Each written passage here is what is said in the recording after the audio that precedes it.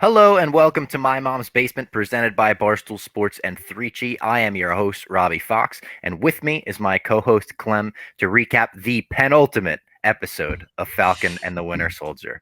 God damn, that feels good to say. When you get to say penultimate anytime in life, you get to throw that word out there, you got to do it. And it's bittersweet with this because I feel like it's a great show. It's only 6 episodes. I'm holding out hope that, in episode 6, maybe Sam takes up that Captain America mantle and Winter Soldier leans more into that White Wolf mantle, and season 2 is Captain America and the White Wolf. That would be kind of sick. Oh, all right, Fox, you got me on that one. I can almost forgive them just straight up saying character names for every single show: WandaVision, Falcon and the Winter Soldier, Loki. But if they're straight up changing the characters' names, yet it's the same character, I dig that kind of vibe. Bob Fox, you got me on that one. That was a live reaction to you breaking my brain. Thumbs up for sure. So we talked about something. We're going to do this right off the bat. We talked about something a few weeks ago.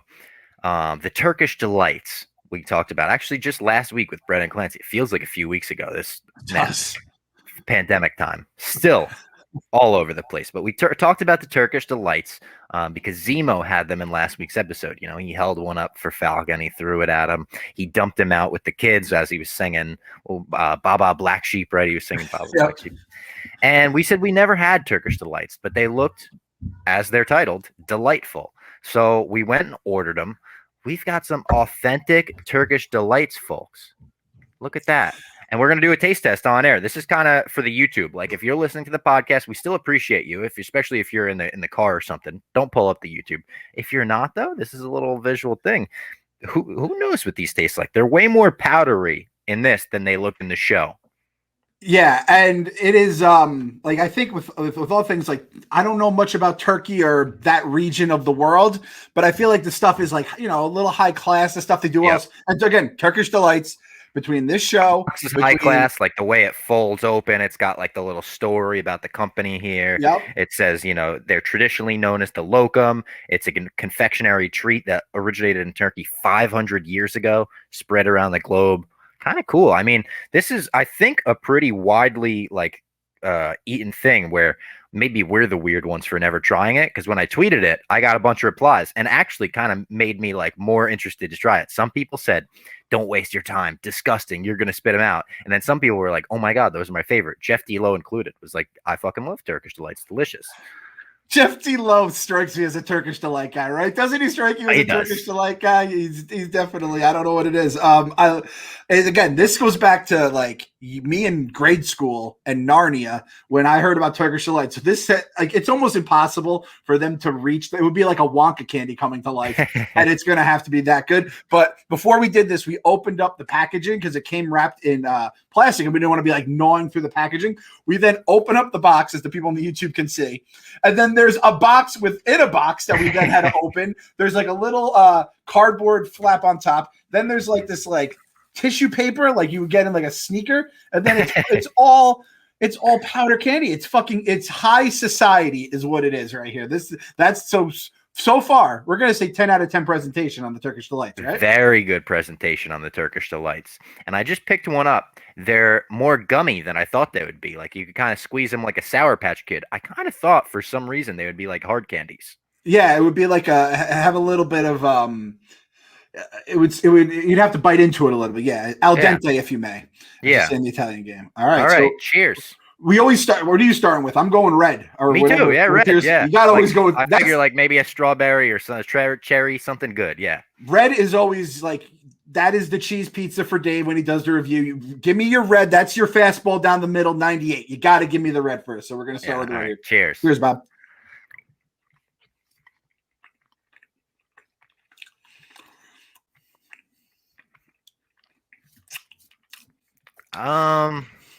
This tastes like it's made with real ingredients. I didn't like that. Yeah. I wasn't a big fan of that. It's kind of like Easter candy, like the old Easter candy, when it's jelly beans are not made with Starburst jelly beans. It's this is made with real sugar probably and real fucking and fruit or something. It said on the front authentic Turkish Delight with mixed fruit. It says no free ads to this brand. Yeah. But I didn't you bite into it, almost tastes like a marshmallow consistency. I didn't really expect that either. Bob, dive into the purple. Dive into the purple. Oh yeah. Yeah. Dive into the purple. Purple. Okay, purple's better than red. Purple's better than red, which is a scary thing because usually, again, you need to have the red being good. Purple, which does taste like grape, but it's always almost a raspberry or something. Yeah. Now try purple is good. Try the yellow. Try the yellow. I'm going a step ahead of you. Just yellow is risky, bro. Yellow is usually. Is this going to be a lemon Turkish Delight? It's a lemon Turkish Delight. All right, it's actually not that bad. It's better than the red. It's better than the red. The red is their fucking weak link, which is, I mean, and then it looks like we have an orange here. All right, I'll try the orange. You know what? Fuck it. The red is their weak link. Red's their weak link. We tried the worst one off the bat. That's fucked up. This isn't a great orange, and I like a good orange. This is not a good orange. This is a problem. And then I think this isn't something I would buy again either. It's it's fun to try for the show. I will note, if you're listening to the show, I wouldn't waste your money on these. No, it's good to scratch that itch, though. Again, this is something that's been years in the making. I thought Turkish Delight was like a chocolate item. You know what I would describe them as, to be honest? They taste like dots to me. I was going to say like a chuckle, like a European chuckle without the little sugar on top, and it's powdered sugar instead, a little smaller. It's Europeanized, This is very much this is very British or very European right here. I mean, the back, Fruit Delights, Rose. Oh, here we go. Now we got the flavors on the back. The flavors are on the back, Bob. Makes sense. I would have liked. I always like a good map on my candies, like in the chocolates. Yeah, those are great.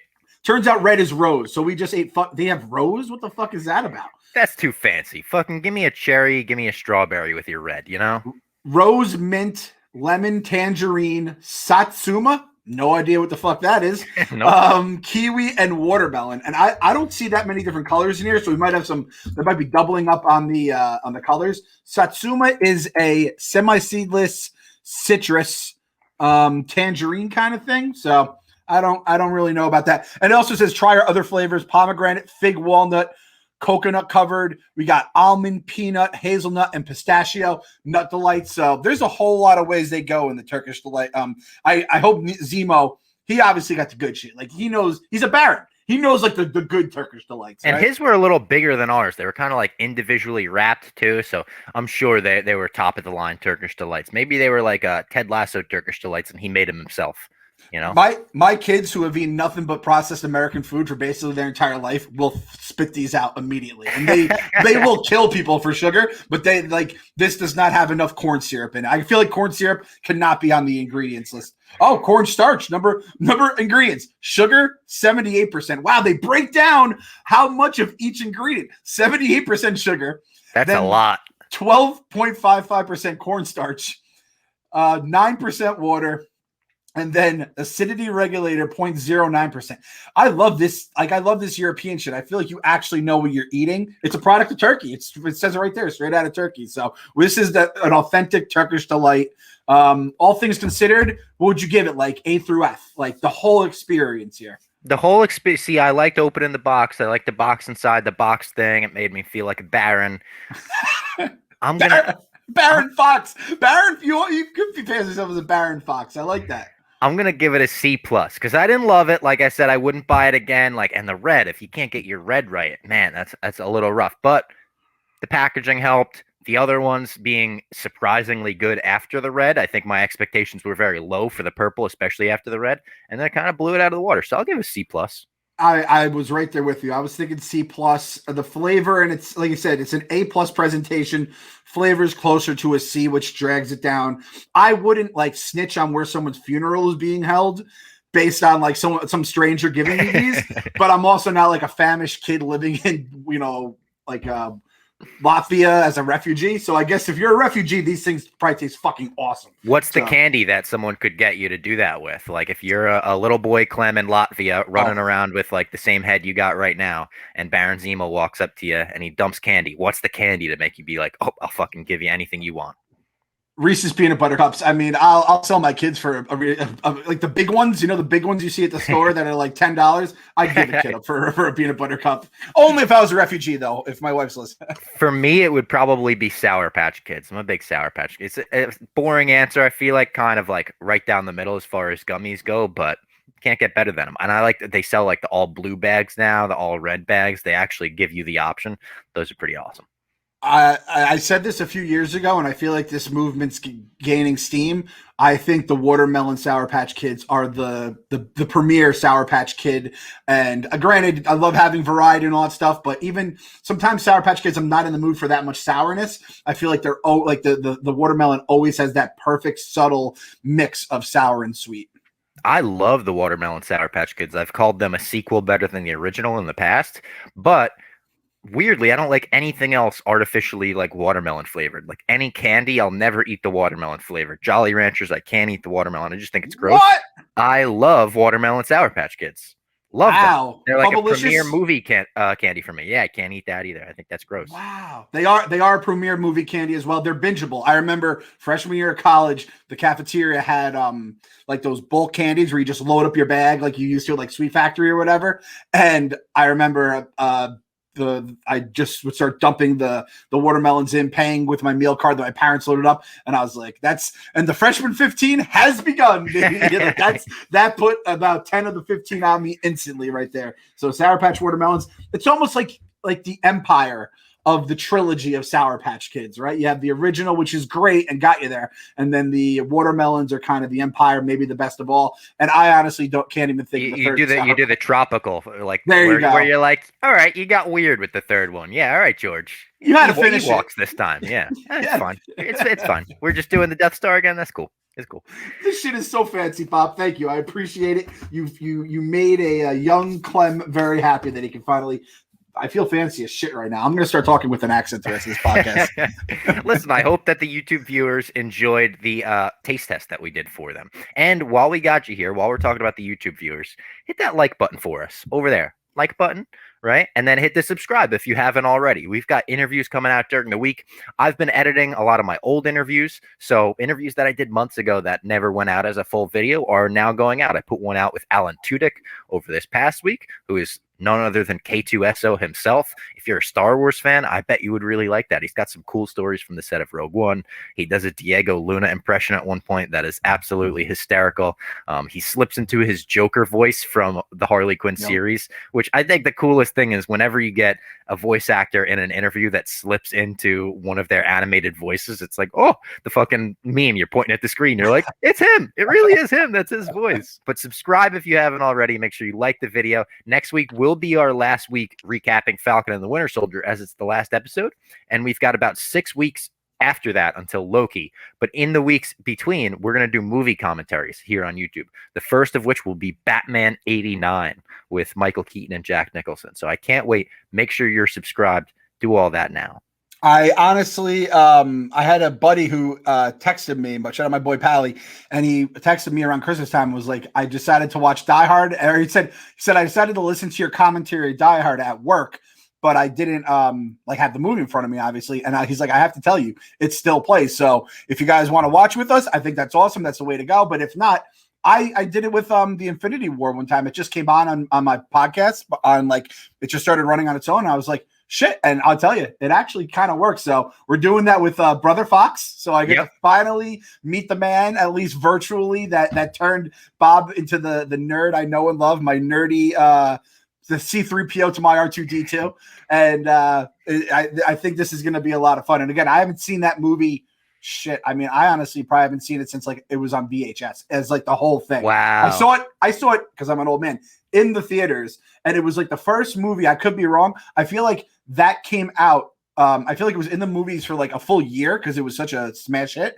And then like the next week it left the theaters. The next week it was on video, and it was like mind blowing to someone like me. I was a young kid at the time, but it was crazy. So I also might have completely misremembered that entire time of my life because I was actually kind of young, believe it or not, at one point in my life. So this is going to be a lot of fun. Good way to kind of chew up the weeks as we wait for the next MCU stuff. And you have some other guests, some other movies lined up. So this is gonna be a good way to burn the time. We'll get some more Turkish Delights in here and watch some flicks. I'll tease 2 of the guests now. We've got 2 confirmed after my brother, and I told both of them I'm going to tell all of the guests, you pick the movie. Your call. We're hands off on it. Pick a movie that you're super passionate about that you want to talk about. We're going to have Alex Sulkin joining us, friend of the program. He's done a bunch of stuff with us in the past. And we are going to have Brendan Clancy, who, again, friend of the program. I told both of them the idea. I said, we're doing movie commentaries. Do you want to do it? And both of them said, yeah, absolutely. We'll pick the movie. We'll get back to you on the movie. So I'm looking forward to that. But now I'm looking forward to talking about episode 5 of Falcon and the Winter Soldier. Clem, are you ready? Let's rock and roll, baby. First, let me tell everybody about 3Chi, our presenting sponsor. I know it's harsh timing. I just got to do it. I got to get into it. 3Chi is the industry leader in Delta-8 THC products, and all of these products are formulated by a biochemist and made in the USA with USA-grown hemp. 3Chi's Delta-8 THC is a federally legal version of THC, which is a more functional alternative to marijuana. It gives you an amazing buzz and a great body feel, but with a clear head and less anxiety and paranoia. It's available online at 3chi.com. That's the number 3chi.com, and at retailers around the country. They've got tons of treats on their website. They're updating their products daily, so make sure you check it out if you haven't been to the website in a while. You must be 21 or older to purchase. And remember, this is not CBD. It is psychoactive, and it will give you a buzz, so please use it responsibly. I've heard great things about the new brownies. I've heard, be careful with those, though. Maybe eat a half first. Maybe not even that much. Take it slow, people. I'm telling you, just pace yourselves. Use the promo code MMB at checkout and you will receive 5% off your order. Again, 3chi.com, promo code MMB. All right, now we can finally get into Falcon and the Winter Soldier. So we kick this week off on a pretty hot note. John Walker's running away from what he just did in the streets, what we just saw at the end of episode 4. He's getting flashbacks of it in his head already, almost like the war style flashbacks, which makes sense. He is a military guy. He's getting flashbacks to Hoskins telling him the responsibilities that he had to take control of as Captain America. He runs into this warehouse. Sam and Bucky show up, and he tries to justify the killing to him. He says, I had to do what I had to do. Come on, you guys knew this. And they're like, don't do this, man. Come on, you got to give us that shield.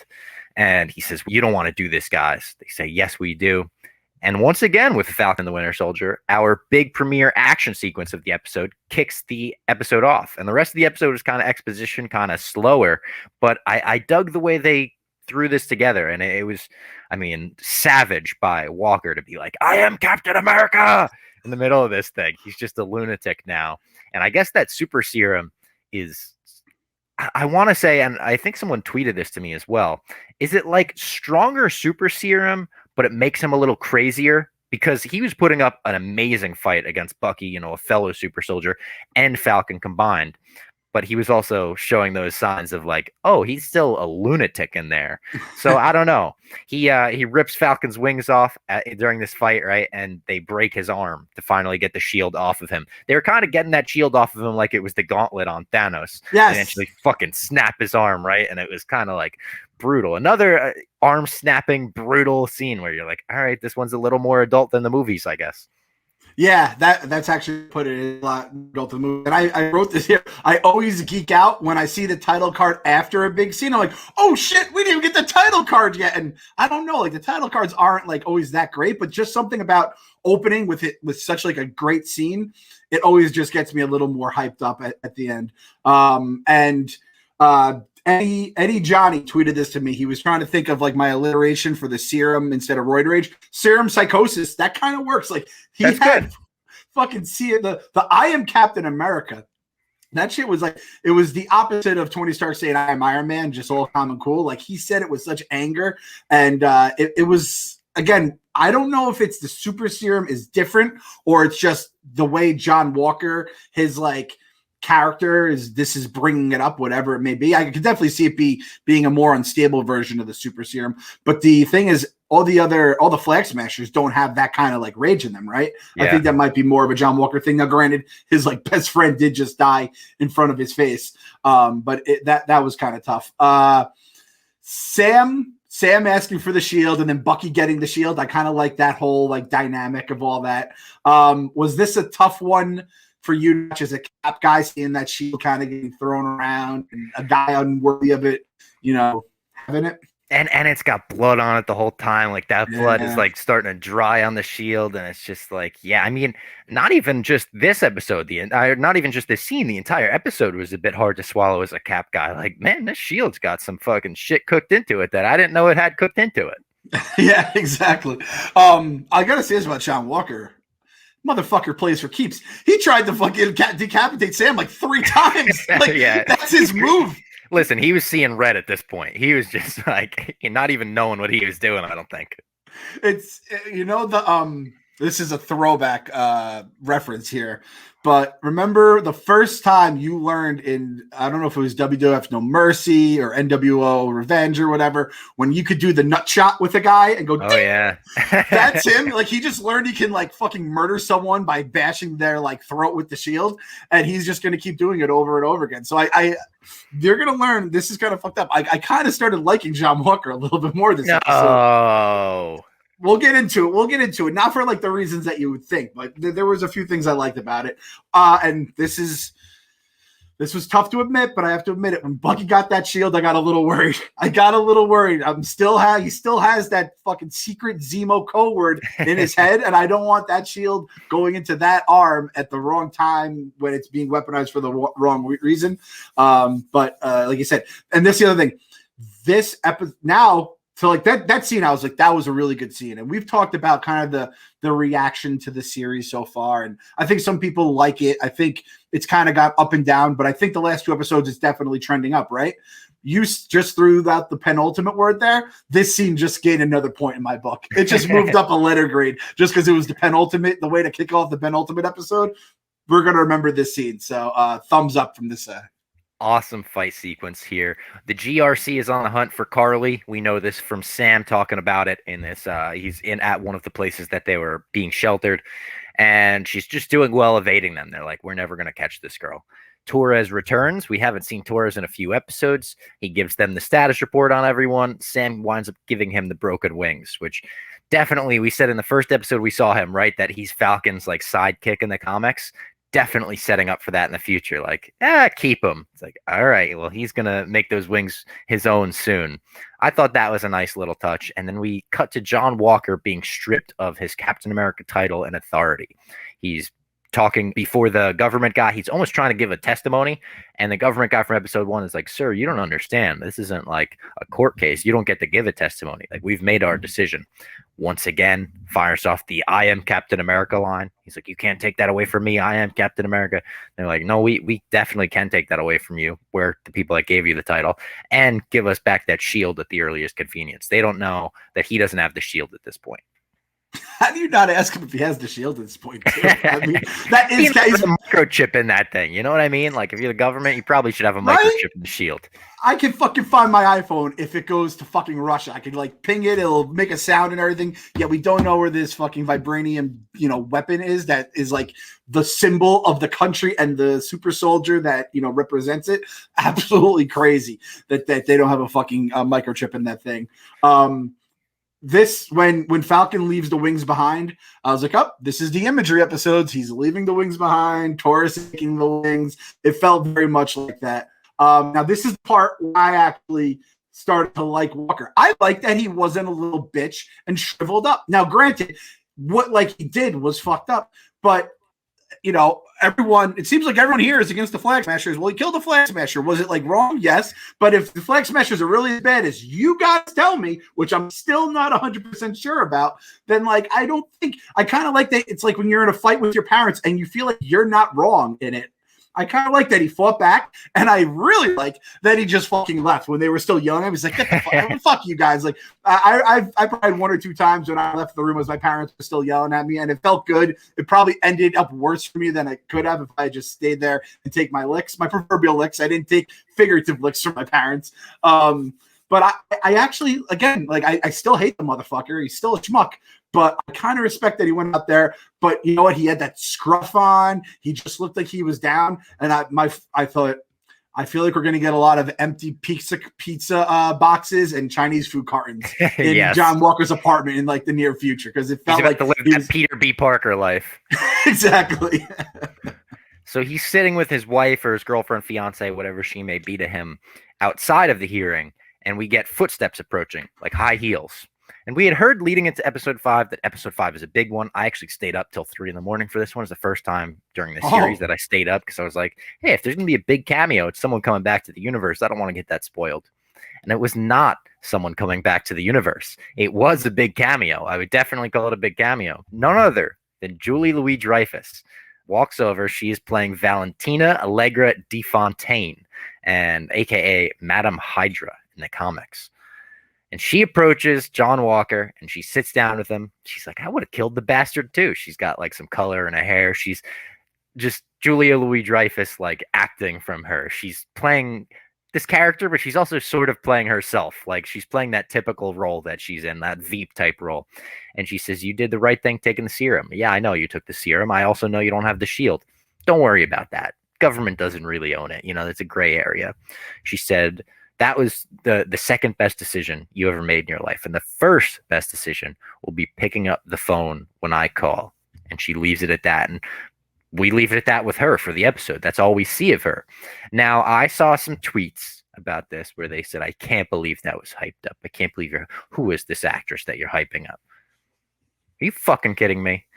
This is a Julia Louis-Dreyfus stand show, so we're going to hear none of that. As soon as I saw, I was like, Elaine's in MCU. Oh my God, it was the way you texted me. It was like, I was just waiting for a text. You were like, Elaine. I was like, yes, she's here. Put some motherfucking respect on Elaine Bennis's name, people. What's wrong with you? I haven't even watched Veep, but you know what? I know I'm gonna get a lot of shit because I just told people I've never watched Veep because I heard it's so how awesome it is, and I will watch it just because I love JLD that goddamn much. She's awesome, and like you said, she plays that role where she's like, I would have killed the bastard myself. That is Elaine Bennis just fucking keeping it real. Oh, I love Julia Louis. I mean, how do you not love Julia Louis? Like, come on, like. All right, now last week and what this sets up, like it's very clear that she's about to build a team of villains. Okay, now fucking Julia Louis-Dreyfus is going to be at the helm of a team of villains with fucking John Walker on it. They're probably going to get Zemo. They're probably going to get Thunderbolt Ross. Like this is the Dark Avengers, maybe. Like if she's at the fucking front of that, this is going to be amazing. Agatha Harkness, are they going to go get her in fucking Westview? I mean, let's get it, Julie. Yeah, again, like, listen, it would have. I know people. This is the thing is people think what they started the Chris Evans, which I kind of brought up, and I'm at the point where it's like recycling the old characters, even if it is someone that's a very big part of it. I don't think that's as good as a new character. I think a new character, which I mean, the name Madame Hydra is fucking an awesome name, right? Let's call it what it is. And that's the other thing. Speaking of names, La Contessa Valentina Allegra de la Fontaine. Guess what? You're Elaine to me. I am not remembering that name at all. It's just Elaine. Oh, Elaine got John Walker. Elaine dug up Agatha Harkness in Jersey. It's fucking Elaine to this old guy whose brain barely works these days. I can barely keep my fucking what's his name? Battlestar. I'm still getting all the new characters down. Oh, everyone is Flag Smasher. Girl Flag Smasher, guy Flag Smasher, decapitated Flag Smasher. I can't tell you anyone's name anymore. So fucking Elaine, you are Elaine Bennis. You are nothing else. You're not La Contessa Allegra de Fontaine, whatever the fuck it is. But I'm very happy to have you on the team. I'm very happy to have you in the MCU. And again, welcome to the MCU, Elaine. Boom. And you know what? They don't fuck up casting in the MCU. So whoever this person's going to be based on like the little description I read about her, which I don't know if you want to like explain to the people like kind of what she does, people who don't know, but it sounds like she's a fucking badass. It sounds like she's awesome. I actually don't know a ton about her. I read that she was, her parents were both sleeper cell agents, and then she eventually got into S.H.I.E.L.D. I think she had a romantic relationship with Nick Fury. They were entangled for a while, and then it was revealed that she was working for Hydra the whole time. And then it was further revealed that she was like her parents, and she was a sleeper cell who wasn't working for Hydra or the S.H.I.E.L.D. She was working for like her own like country in some way. It sounds like a complicated history. I don't really know that much about it. If you're a listener and you know about Madame Hydra, send in a little description. I'll read it on the show next week. Yeah, and I think you covered the important part. She was Nick Fury's lover. Let's call it what it was. Lover. She's Nick Fury's lover. I need to have Samuel L. Jackson and Julia Louis-Dreyfus. Do you think Samuel Louis Jackson, Julia Louis-Dreyfus, a couple rival L's middle initials, just fucking like with that little sexual tension in the air? I think that would be a blast. This could be a lot of fun. He's the like good Avengers leader. She's the dark Avengers leader. There could be a lot of fun shit because Julia Louis-Dreyfus is the world. So welcome her in, Marvel fans. Open arms. Exactly. Julia Louis-Dreyfus, that was also like when I was, starting to really understand girls and stuff like that. And Elaine is like my queen for years. She's still my queen. She's fucking Julia Louis-Dreyfus. So couldn't be happier to have her on the show, but your name is Elaine Menace. Bucky meets up with Zemo and Sokovia. He seems like he just knew where he was. We didn't even have to search for him that hard. He points a gun at his face. He fires an empty shot to kind of show him this isn't who I am anymore. He dumps the bullets out on the ground. I thought there was a great sequence here that I didn't even notice was great until I went on the Marvel Studios Reddit afterwards, where Zemo talks about finding a flaw in Steve Rogers. And, we put these people on pedestals, but we realize they're just humans. They have these flaws. And in Civil War, the first time he meets Steve Rogers, he says to him, "Oh, there's a little bit of green in your eyes. It's nice to find a flaw." So the fact that they're actually thinking about it that hard, and I'm sure whoever wrote this episode went back and watched Civil War before they started writing about Zemo in this show, just to get every little hint and nod in there. I thought that was great. The Dora Milaje comes and takes him away. Zemo crossed his own name off Bucky's book, understood what Bucky was going for there, and Bucky asks the Dora Milaje for a favor as they walk away. I didn't know what he was going to ask at this point when he's like, "Can you do me a favor?" I was like, what the fuck is he going to ask them for? Later on, I was like, oh, yeah, Sam doesn't have wings. It makes sense. When he gave Sam the box, I was like, I like that scene too, and I didn't pick up on the initial like symmetry to the Civil War line or whatever, but just such a badass, like the shot too, where you just see the bullets just falling on the ground, and like to have a gun pulled on you is one thing, to hear the click must be quite a fucking another. I'm probably not the first time someone's done that to Baron Zemo too, just because he is such a motherfucker. Yeah. People's skin. I really, as much as I love when I hear like people like Sam who, aren't exactly like, they kind of understand where the flag smashers are, Carly. I don't love that Zemo fucking hates Carly. It's not a good look for my girl right there. Even though Zemo is no fucking Peach himself, obviously. Zemo calls it like he sees it, Yeah, that's true. Zemo has fucking no lies detected, basically. That's the gift that he is. The Wakanda raft, and I heard that there's like the Thunderbolts could be something where they kind of just leave him on the raft and stuff like that. And how about our boy Bucky getting called the White Wolf yet again? I mean, that's it. And that's, like you said, if anything less than Captain America and the White Wolf as the next season 2 of this series is going to honestly disappoint me now. We've Reddited the show where it's basically you have to give us that title card or else I'm going to just be bummed about it. And by the way, we have to shout this out too. I'm guessing that was like Baron's family or something where he was visiting, like the headstone. I think so. Yeah, probably. That headstone was fucking awesome. It was. You know what I mean? And I like. It looked like a monument. It was like, a full memorial for him. A full-blown memorial. And I was going to ask, like, what kind of headstone do you want? But I thought that was a pretty dark question to ask. So, but like, listen, I've thought about it before, though, because this is a dark thing to say. I live near so many, like, cemeteries in New Jersey. I don't want one of those big guys. I was looking at him and I was like, man, those fucking big guys, like, I'm an anxious kid. I don't want people looking at me, even when I'm dead. I would rather people look at the other people. So definitely like a very tiny one, very tiny, just a little square. Give me a little SpongeBob square, Robbie Fox, rock and roll. I don't know. Wow. Now, I mean, that's the headstone. That's the headstone. You heard it here, folks. What? Oh, man. Can you imagine seeing that? You're walking through the cemetery to like visit your Nana's spot and you're like, this guy, Robbie, he just wrote rock and roll. That guy was fucking awesome. And he's, nondescript headstone. He had the biggest podcast in the universe and he just fucking put rock and roll there. What a nice guy. So humble. I was trying to figure out if I'd want something crazy. Cause then it's like, if you're in the cemetery, I mean, I can't afford any of this shit, but if you're in the cemetery, wouldn't you think you'd want like, because then it's like you just look like a bitch compared to the other thing. But I guess it's if like you're a Baron or a Zemo, you want some like legit shit. I just fucking just cremate me, throw me over a fucking Zemo would get one of those houses that you walk into. Yeah, you go to the cemetery and they got the little huts, and it's like you walk in. He would definitely have one of those. I would put it, and I'd put like a TV on. We throw some sports, maybe throw like Super Bowl 42 on loop. Just do like your best sports moments, live those over and over again. Sam goes up to Baltimore to meet with Isaiah Bradley. He sees Isaiah's nephew in the street, or his godson or grandson, whatever he may be to him. And he says, "What are you doing here?" He's like, "I'm going to see your grandpa." He's like, "All right." He's in the fucking back. And they start talking about the shield. They start talking about Isaiah's journey. They give him the same backstory that I laid out for him when we met him earlier on in the series, like from the comics. Like they very, very much stayed true to that, without having him steal the Captain America costume. He went behind enemy lines to get his brothers back that they were testing on, and they were just going to blow up the prisoner of war camp. He said, "No way, those are my brothers." Went back for him. They put him in prison for 30 years. He had a wife during this time. They wouldn't let any of her letters get through to him. They tested on him during this time. And the wife died. He's like, "I loved her so much. They threw me in prison. My wife died." And there was a nurse that took pity on him. She declared him dead. She gave him all the letters that the wife had written him in that time and let him go live his life in Baltimore. And Sam is trying to convince him to come out with this story. He's like, "Brother, the times are different right now. You can come out and I can help you with this." And he laughs in his face, Isaiah Bradley does.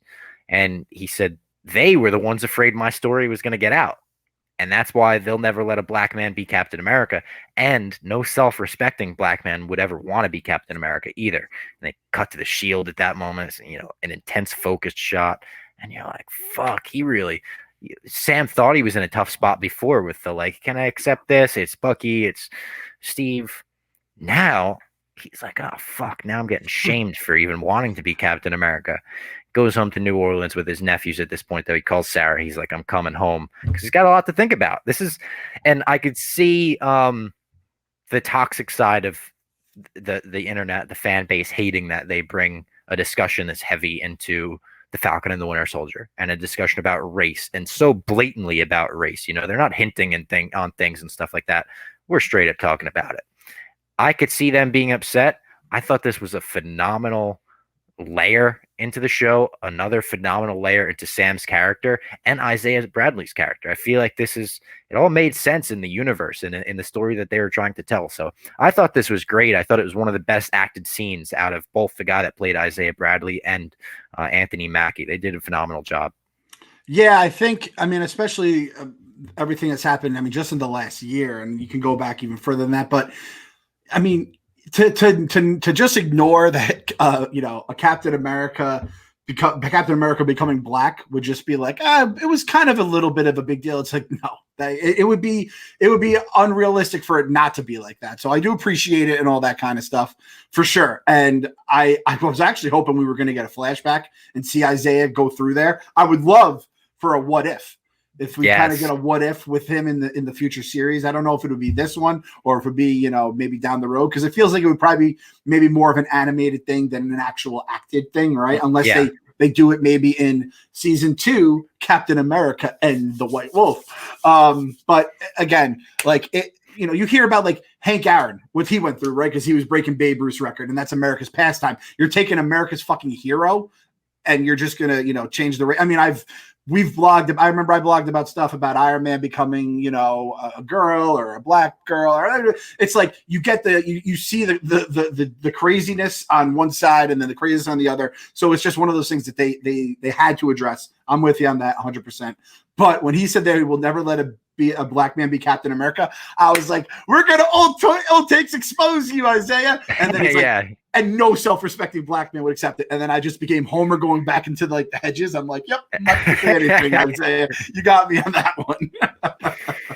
one. Sam starts calling it favors. He goes back to New Orleans. He goes back to the boat, and he says to his sister Sarah, he's like, "How many favors do people owe mom and dad in this town?" She's like, 1 billion. Everyone in this town owes them favors. He's like, "Let's cash them in." So he starts calling up everyone in New Orleans, and he's like, "Hey, you remember my parents, right?" And you hear him on the other line like, "Oh my God, Falcon, anything for you, man."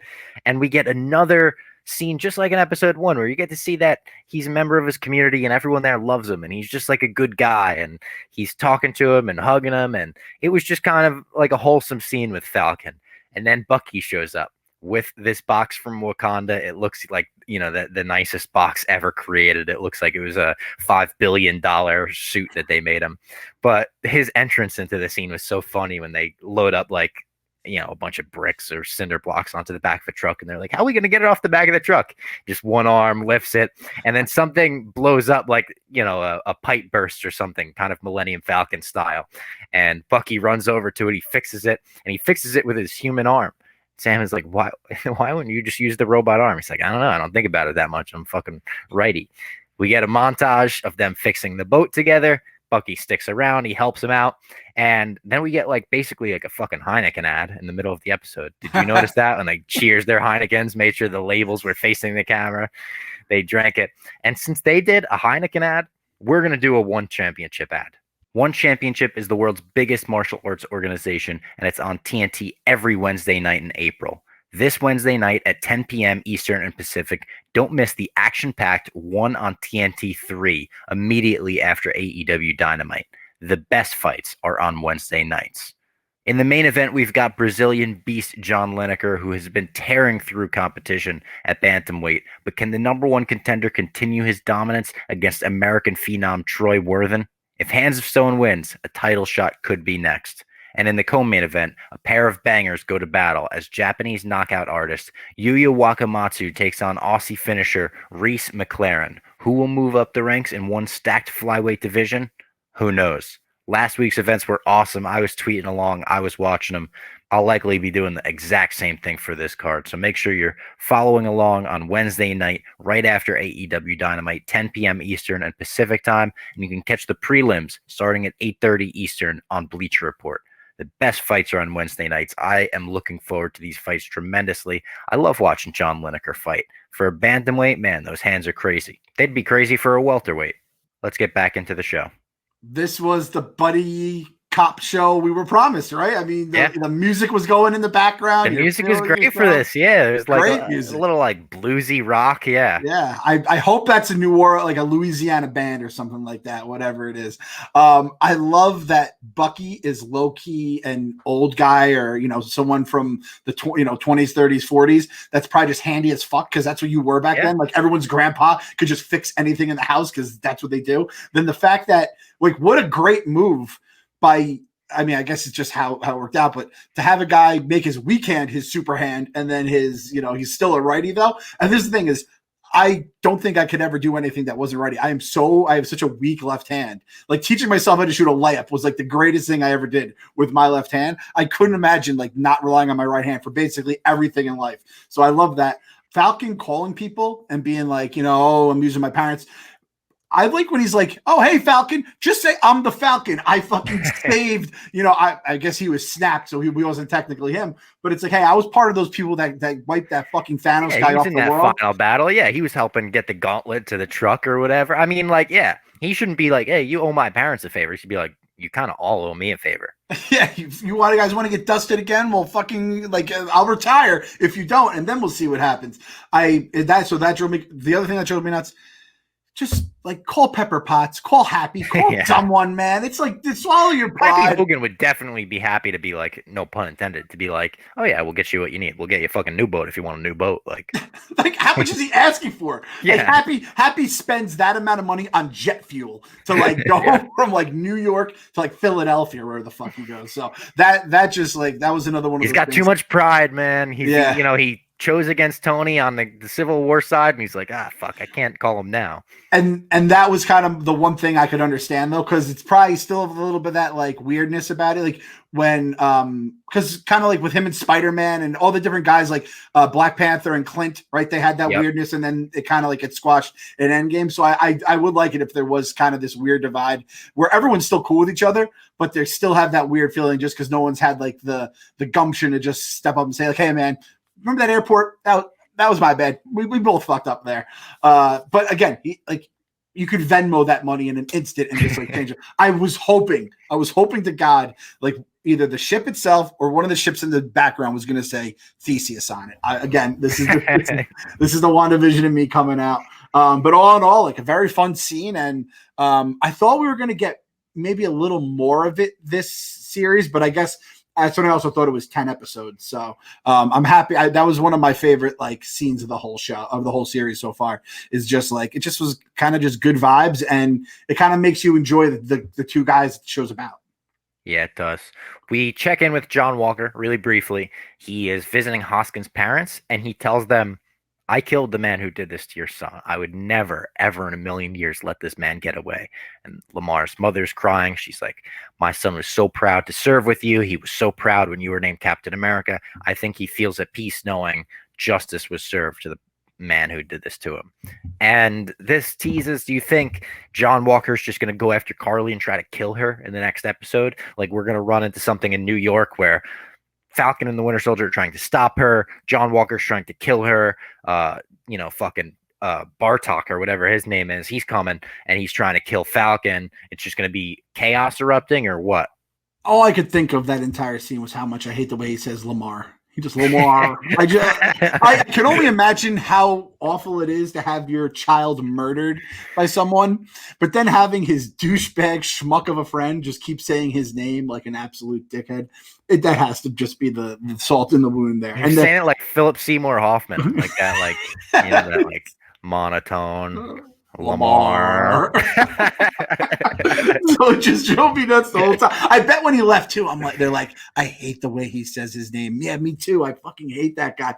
It's just, there's just little things about your like friends or your son's friends, I guess in this case, that drive you nuts. So what do they think about the video? Like, we know this was an international incident, right? They said in the beginning of the episode, like Captain America slaying someone in the streets is a fucking international incident.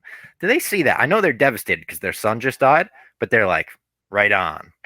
Or I probably would be if someone did that to my kid and then they fucking went out and like murdered him cold blood. I'd be like, let's fucking go. Now the thing is, right. It's all a lie though. They didn't even get.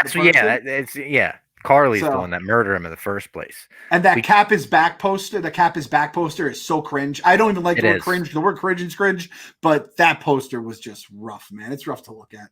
Yeah, we go back to the house in New Orleans. Bucky apologizes. He says, me and Steve never really thought about what it would be to give the shield to a black man. And kind of goes back to what you said. Like, he's an old white man that was born in the fucking 1920s. Of course he didn't think about that. And it they seems couldn't play baseball. They couldn't play yeah, black people couldn't play baseball when Bucky was growing up. Like, it's a completely different world. He should understand this more than we should, though. Because, like, you would think, like, and again, your eyes get opened about things. Bucky was living in a segregated world his entire fucking life. It's crazy. Yeah. So it seemed like Sam appreciated his apology, appreciated that he understands a little bit because they got him to open up immediately. He was like, "You still having those nightmares?" And Bucky said, "All the time." And in the first episode, he wouldn't admit to having those nightmares. But Bucky said, the fact that I still remember that means maybe the Winter Soldier training is still in me somewhere. He apologizes for the shield and he says, that was the closest thing I felt to family. So I'm sorry that I reacted the way I did when he threw it away. And Sam says in this moment that Steve's gone. He's like, Steve's gone. Stop looking for others to tell you who you are. When he says that, do you think Steve is like on a secret base on the moon? Do you think he's gone back to the timeline to live out the rest of his life with Peggy? Did he just pop in to give the shield to Sam and then go back to be with Peggy? Where's Steve Rogers? I'll tell you what I thought. I wrote in the notes. You got to stop looking to other people to tell you who you are. It's another person telling him that. I'd say, go fuck yourself. You're telling me that.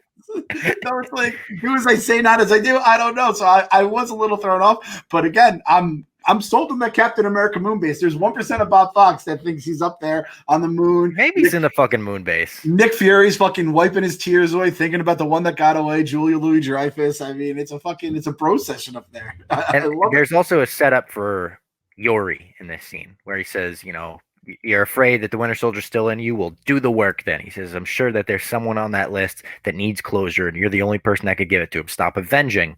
Just give the closure that you're trying to give. So that's obviously Nakajima set up there. I don't want to hear your Nakajima slander in this moment. So we could just keep going. Sam goes to paint over the boat. Sarah says, we can't do it, man. We can't steal the boat. And Sam is relieved. He's like, thank fucking God. I didn't want to sell this boat. And I kind of thought when she said, like, we can't sell it, I thought he would have a moment where he's like, nah, come on, we can do this. We put so much time into it. But he was like, thank God. All right, we're not selling this fucking boat. This is our history. For the record, for the people on YouTube who are watching, I was biting my lip during I know yours slander today. We'll save that for next week when he tries to kill Bucky. But, none this week. No slander this week. One thing I picked up on when down in Louisiana, when Bucky woke up and the kids were playing with the shield, you got to get a better case for the shield. I mean, like, you got to lock that thing up, like one of those locks where you have the numbers and you could like put them in. Yeah, and it should be like a vibranium case, or it should have like the Captain America fucking logo on it or something like that. And listen, I think it's like that nice old worn leather look is cool. Don't get me wrong. If you have a bag like that, or in college we had a chair that was that. It was the most comfortable chair in the world. But it's the fucking shield. And again, it doesn't have a microchip. It doesn't have a nice case. Like, let's do better here, America. What are my tax dollars going towards? What would you do if you were given the shield? What would you do to like make it better? I was thinking, like, what about a phone case? Like, what if you could just place your phone, like, within the shield so you kind of check the time on it? Or if, like, say Captain America, you know how sometimes cops, they're like, go at that post and you got to stand there for 6 hours and that's just boring? Like, maybe he could watch some shit that he missed out on while he's frozen in ice on the shield. He probably had one of those fucking, like, you know how dads put the phone on their belt? He probably had one of those like shitty cases for his phone on the shield. Oh, I love the idea of Cap, and I mean, I guess Bucky would be as well. Just they're doing all the old guy shit, except they look, stronger and younger than anyone you've ever met in your life. Just like strapping young men in their absolute primes. I was thinking some sort of like nice embroidered thing in the shield, but it's probably a little too pomp and circumstance. So I would like that. No, I think you could do that. I got when I got an iPad back in the day, I got like the iPad 2 for a birthday or something. I got Why So Serious put on the back because there's a big Dark Knight fan. Maybe you could get like something. I mean, you would probably put a fucking Thanos quote on it, defeating the purpose of it. Flag Smasher logo. Just put the Flag Smasher logo on the back of it. We get one of the coolest parts of the episode here, and one of the coolest parts of the entire series.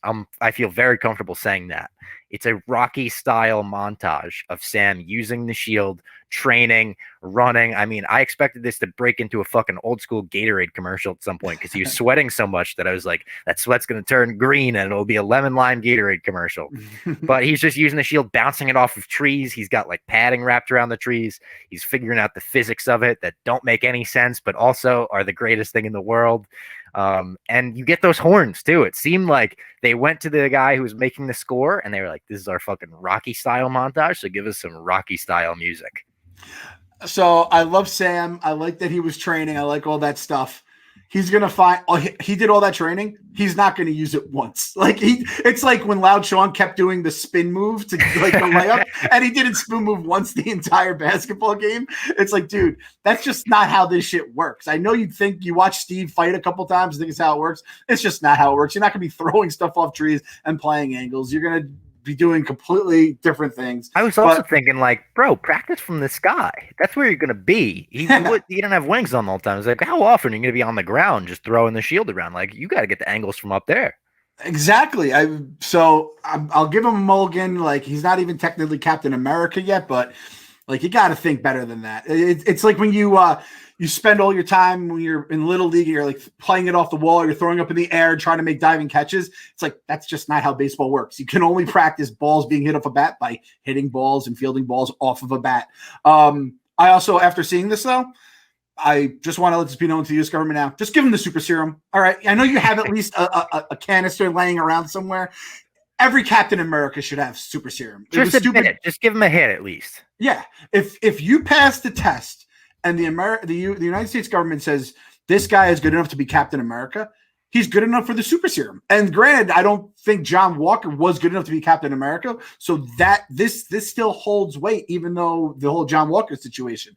But if Sam is worthy of it, like if I'm like, all right, the fate of our country lies on this man helping us into battle, and he's the symbol of our country, I want the most yoked motherfucker on the planet. You know what I mean? If I'm coming up bottom of the ninth, 2 outs, bases loaded in the World Series, I want Barry Bonds, 73 home runs, whose head weighs more than my whole entire body at the plate there. I want roided out of their fucking minds. And like, hey, listen, we love Steve Rogers here.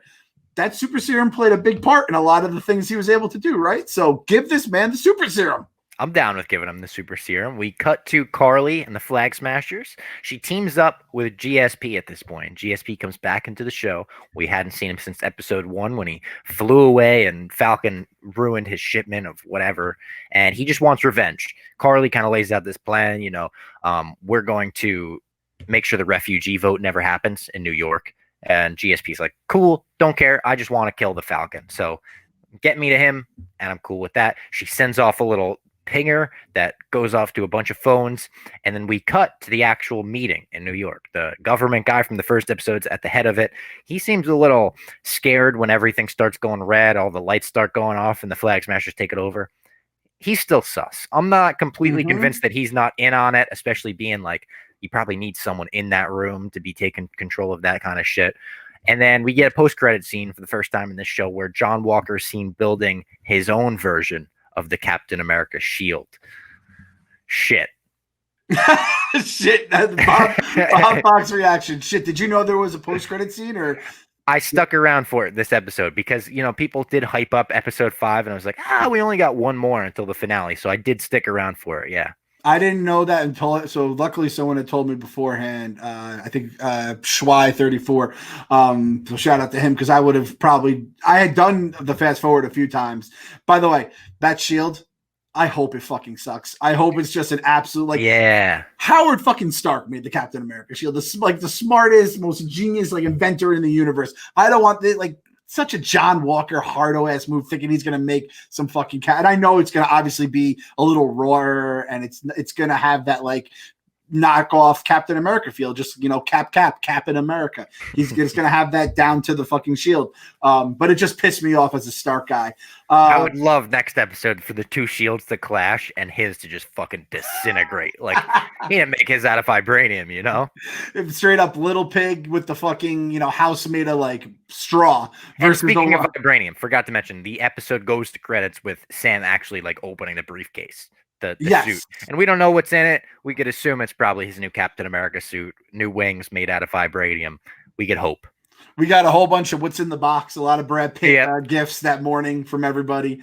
GSP, it just said George as the closed captioning. So I was like, they gave him that first name. Yeah, they spell it the same way he does too. Yeah, with the S at that the end. character's name is now George Bartok. Yeah.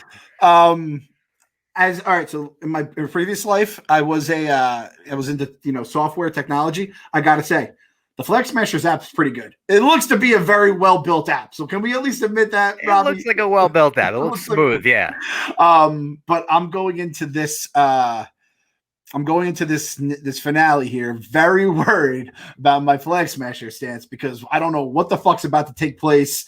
There's red lights going off. People look very scared. There's a horde of people coming, and the one people, one border whisper to each other that was very Hydra-y. And I did not like that one bit. Let's avoid Hydra, they do the whole Hail Hydra and see it. Can we just do some sort of hand gesture, tapping the forehead, like Quentin Richardson used to do with Darius Miles back in the day? Be like, one people, one border, one people, one border. No, we have to do the fucking Hydra thing. You just don't do whispers. Don't do the thing that is the part of the secret government shit that was one of the worst sets of people in the world. So I'm very nervous going into the next episode because of that. The what's in the box, we got some good memes in it too. Yep. I saw the John Travolta smoking the cigarette in Pulp Fiction. The Pulp Fiction was a good one. Yeah, I like that one a lot. As well. Are we thinking that that's going to be his vibranium suit? I think it is. I think it's got to be. It's got to be, right? It's going to be like a Captain America red, white, and blue suit. Yeah, that would be pretty fucking sweet. It'll be better than the old shit he had. I'll tell you, I had a hard time not laughing at the man as he was showing up. He's had the same suit forever too. I think he's had the same suit since his first appearance. So it'll be nice to just get an upgrade, in general. And those wings, John Walker breaking them like cardboard, you need some vibranium, bro. That was a really, really tough look for the and again, how are we sending our superheroes into battle with wings that can just be ripped off by a super soldier? It's just not a good look for us. Yeah, and wasn't that the whole thing at the end of Black Panther when they're like, all right, we're going to open up the borders, we're going to allow our technology to be used by everybody? I feel like the Avengers should have got the top of the top line shit, the premier unreleased wings, Dibs, yeah, that's dibs. Tony Stark's dibs. I have a $1 jillion and I'm a technological marvel. Everyone gets fucking vibranium. Oh, God, it makes me so angry. I think Vibranium will end up being like the Mando suit of like next season. We're really going to fall in love with Vibranium even more.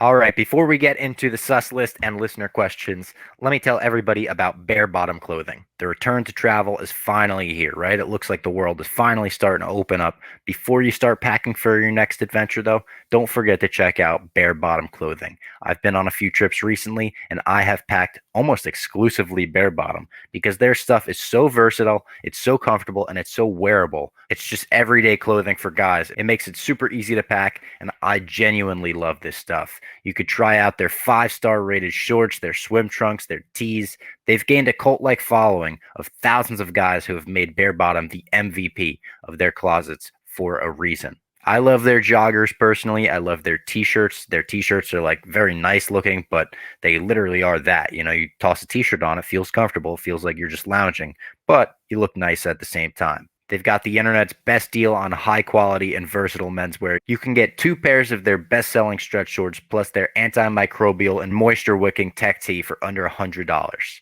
Priced right every day, so you don't have to wait around all year for sales. Right now, our listeners get free shipping on their first order of these super comfortable threads at barebottomclothing.com with the code BASEMENT. Just go to barebottomclothing.com.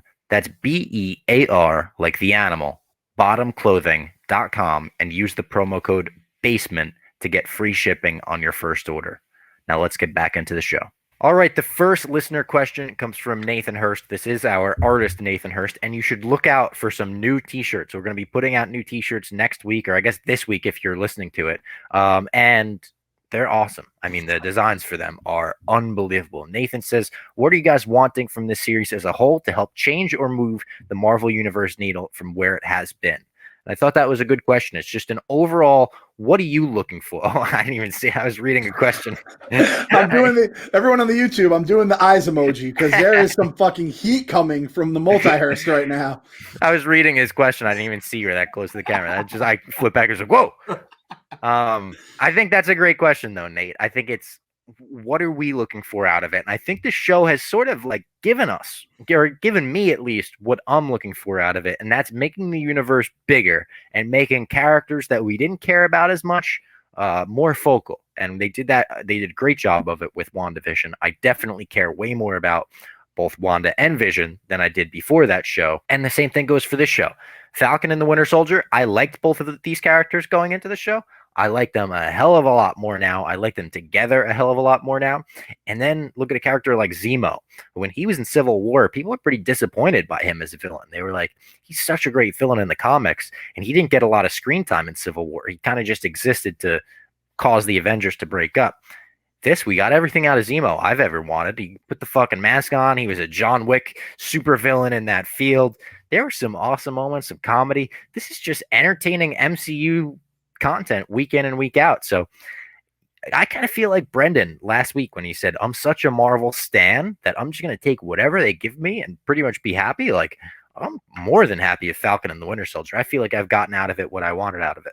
Yeah, it gives a little bit of nuance, right? And I think that's kind of, and especially for characters that may not have got it in just movie form and all that kind of stuff, or if it was in a like Agents of S.H.I.E.L.D. We've been told a million times, you guys got to check out Agents of S.H.I.E.L.D., and neither of us have seen it. We both like Marvel. I don't know if, has Brendan seen it? Do we know? No, if Brendan hasn't. So, I mean, if Brendan hasn't seen it, right, it's like clearly, didn't hit the mark that I'm sure they hoped it would, but it probably is a very important thing to have seen. So the fact that we can kind of get that nuance with these like quote unquote smaller characters, plus some of like, I feel like Zemo's an important character in Marvel in general, and you kind of get a little more of him. You don't have to jam it into a 2-hour movie and you have to pay $20, and if you miss it, or I like that we can kind of pace ourselves, take our time. And I do think that you said it best, and I've been like saying it to people who have asked.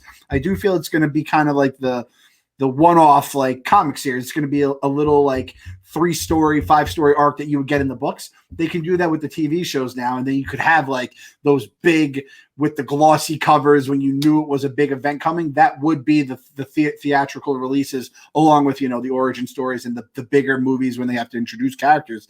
But we don't need to have a Falcon and Winter Soldier movie and then they have to worry about all the other stuff that comes in with releasing a movie and revenue and all that kind of stuff. So yeah, just expanding the universe, get Julia Louis-Dreyfus, you get some cool shit. And again, like you said, the nuance too, like getting the refugee shit with the blip and like getting more information about that. That's what I love. That's the stuff that you cut out of a movie because you're like, we probably don't need the refugee talk.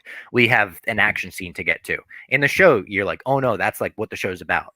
You can't get those gray areas without a little bit of black and a little bit of white. You're mixing it up, but you can't do all that in like 2 hours. You just can't. And anything unless you're fucking the maniacs at DC and doing Snyder cuts and shit like that. You fucking have. I mean, that's all the movie is black and white, right? So, yeah, I think the nuance and just kind of fleshing it out. And I think in the end, when you look back 10 years from now, starting with this new phase, you're gonna be like, wow, that was just like really well done. It's going to have a lot of the nice little flavors to make this fucking meal that we're getting. So I'm very happy so far with the way everything's coming out with the shows.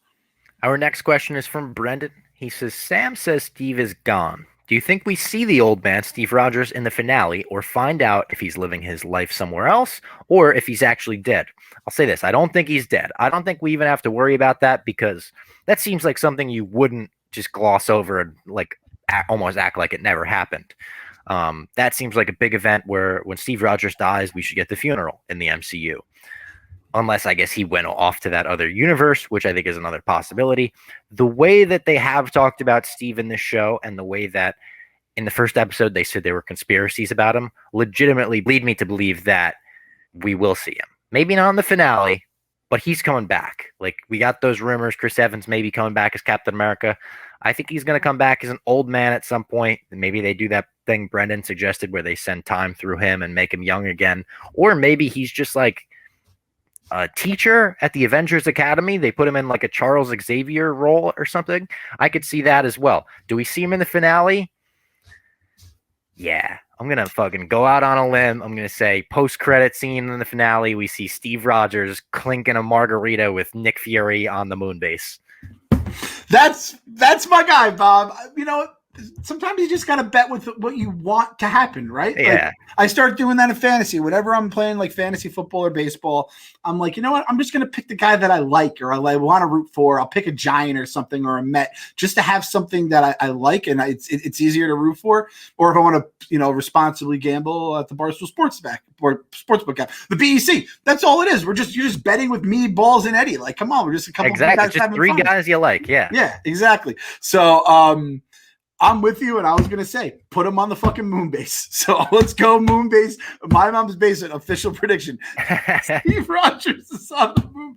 I love that we got here. I was very happy. These 5 episodes, we went around, all the crazy stuff has happened. Steve Rogers ending up on the moon base. We're going to look like fucking prophets. We're going to sneak into the Barstool HQ in the middle of the night and in the KFC radio studio, like paint a little Steve Rogers on their moon in the background. All right, our final question comes from Jake, and he says, theories on the power broker. Still out there, right? So he says the popular theory is Kingpin. I think Kingpin would be fucking awesome. And I know that the actor that played him in the Daredevil series, who, you know, there's rumors that maybe they bring Charlie Cox in Spider-Man or something from that series. I know Kevin Feige actually, like, talks very highly about those series. He's like, yeah, we're definitely open to bringing that stuff in. I know that actor wants to come back as Kingpin, which who fucking wouldn't want to be a part of the MCU at this point? But he's been like on social media being like, let's bring Kingpin back.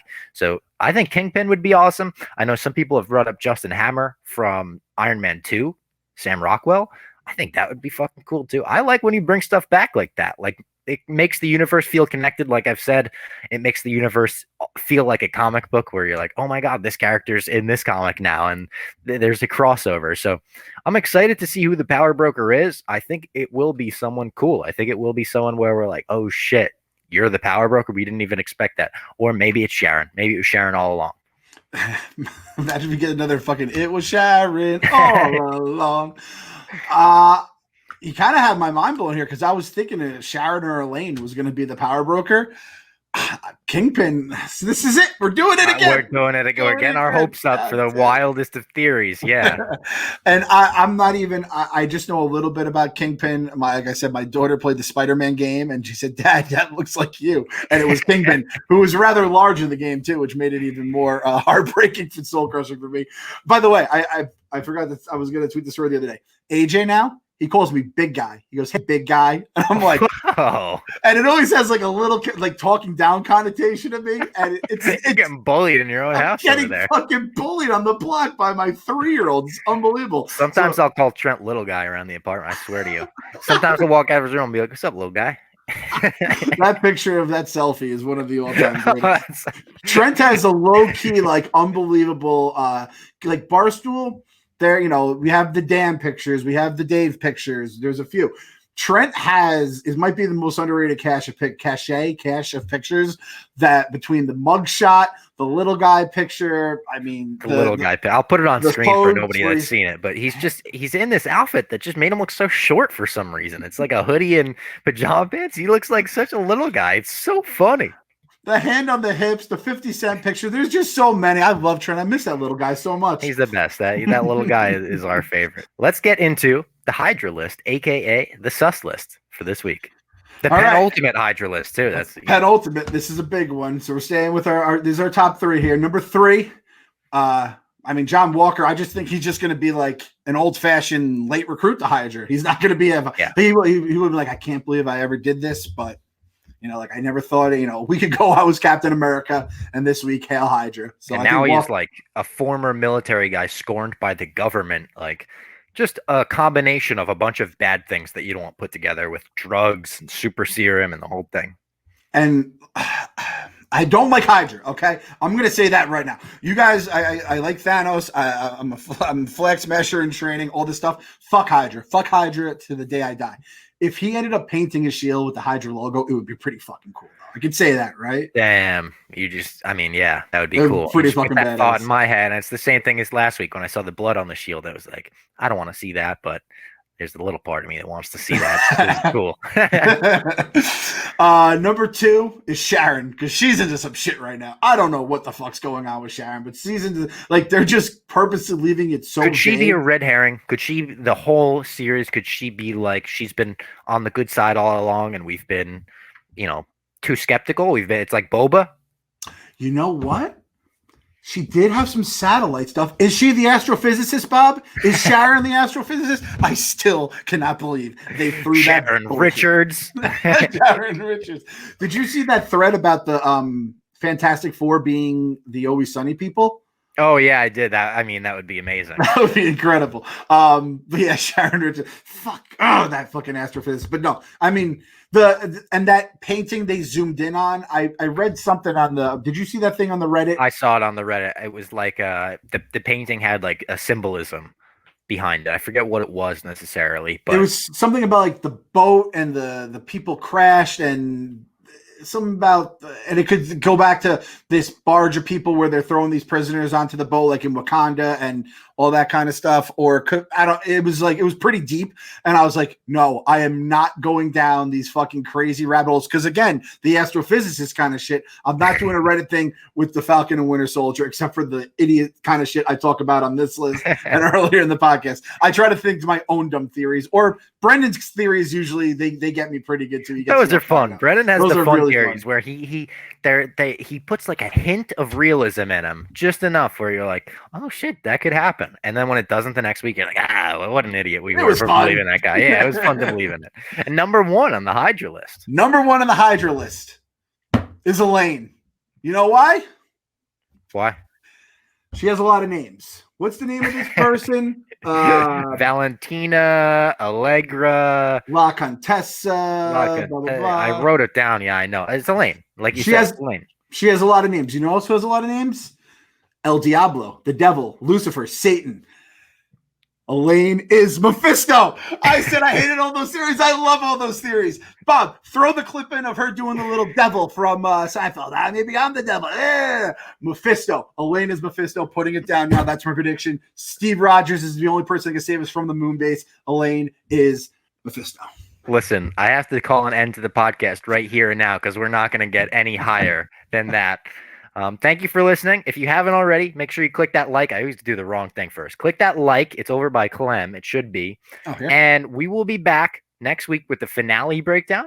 After that, we'll have a Batman 89 commentary the next week. And we're going to do a bunch of other movies as well. We're going to have guests on. We're going to do, if news drops, we may hop in for an emergency podcast here and there. So make sure you're subscribed. If you're not subscribed, you're going to miss out on content. Yeah, so subscribe on, obviously, the podcast. Subscribe on the YouTube. Hit the little bell, and you say, hey, Bob and Clem are talking. We might even break something to you don't even know. We might just, if you missed it on Twitter, boom, YouTube tells you something's up. Bob has the nice graphics in there, and it's the premium version of the content here, because Bob, you fucking grind on this shit for hours and hours, and it's the super serum version of the podcast.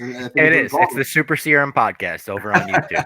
So make sure you check that out if you haven't already. Even if you listen to the podcast already, if you're listening to us on the podcast right now, check out the YouTube. Throw us a like and just look at the shit we throw in, all the pictures of Trent that I just put in. If you're watching the YouTube. But I ask for one more thing here? So we said the subscribe, we said the notifications, thumbs up, give us a thumbs up, right?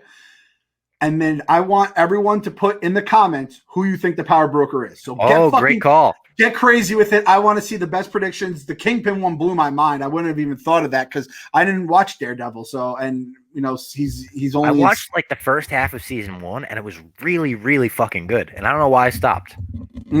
Okay, so we might have to go back into that, especially if the rumors start heating up before Spider-Man that he's in it. That'd be a fun show to go back through and kind of binge. We got Doc Ock coming in Spider-Man as well. Did you see that? I know. I saw that Alfred Molina confirmed that he was in. I wish that he didn't, but what can you do? It is what it is. So maybe, hey, Doc Ock. So everyone thinks Doc Ock may be the power broker. Shit, I wouldn't fucking be shocked.